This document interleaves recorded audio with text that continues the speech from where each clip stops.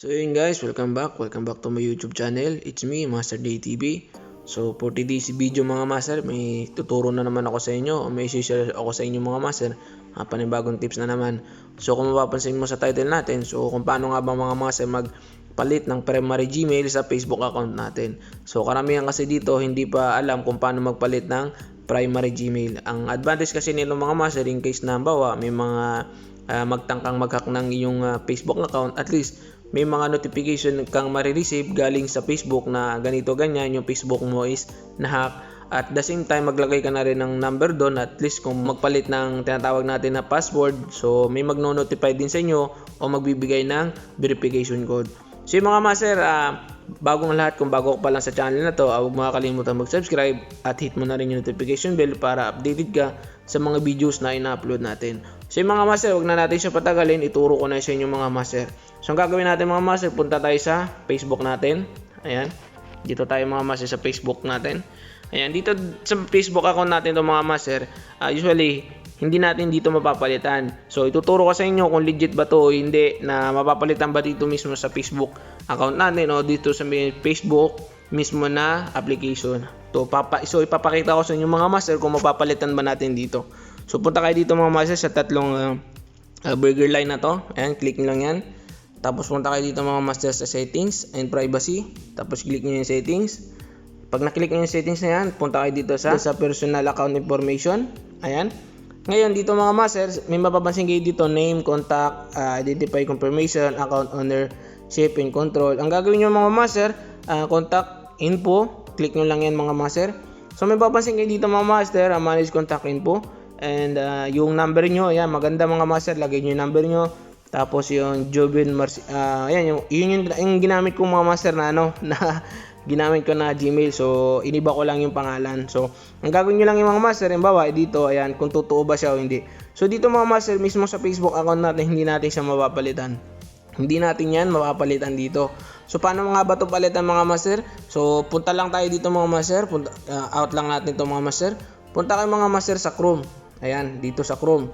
Dito sa Chrome mga master, click nyo dito sa taas. Ayan, type nyo mga master yung nakalagay dito, www.facebook.com.settings. Ayan, click nyo lang yan mga master. Ayan, pag na-click nyo to mga master, syempre ilalagay nyo dito mga master yung Facebook account nyo. Like for example, yan, pangalan ko lang. Ayan, pangalan ko ilalagay ko dito. So hindi ko to ipapakita sa inyo mga master. Syempre, ma-hack nyo pa, diba? Ayan, so ilalagay ko lang yung Facebook ko. Ayan. Ayan, pag nalagyan ko na yung mga master, ayan, lagnain natin. Ayan. So loading siya mga master. Wait lang natin. Ayan. So depende yan sa internet connection natin. So may lalabas dito mga master. Pag may lumabas ng ganito, go to newsfeed, go back. Ang gawin nyo lang, go to newsfeed. Ayan. Click nyo lang yung go to newsfeed. Tapos loading na siya. So ito rin yung itsura ng Facebook nyo. Ang kinaganda lang dito mga master, dito mo siya mapapalitan yung tinatawag natin na Gmail account natin o yung primary Gmail natin. At the same time, pwede ka magdagdag ng number dito. Ang gagawin natin mga master, yan, i-zoom lang natin ito mga master. Nga pala mga master, click yung tatlong dot na to, dapat nakaano tayo mga master, desktop site. Ayan. Tapos click mo lang tong, punta tayo dito mga master, zoom natin. Punta kayo dito mga master sa, may nakalagay dito na parang arrow pa down. Ayan, click nyo lang yan. Tapos settings and privacy. Ayan, tapos settings. Ayan. Pag na-click nyo lang yung settings mga master, ito na lalabas sa kanya. Ayan. Parang Facebook rin talaga siya. So ang kinaganda lang kasi nito mga master, yan, parang nasa laptop ka na rin. Ayan. Kung mapapansin nyo dito sa general account settings, ayan. May mapapansin nyo dito mga master sa general settings na to, yan, pangalan nyo, name, yan. Sa dulo may nakalagay na edit. Tapos dito mga master, yung sa username nyo, ayan, sa dulo may nakalagay ding edit. Tapos dito sa contact nyo mga master, ito yung sinasabi ko sa inyo, yung primary Gmail, ayan, may nakalagay din na edit. Dito kayo mag-edit mga master. Ang gagawin nyo lang to mga master, click nyo lang yan.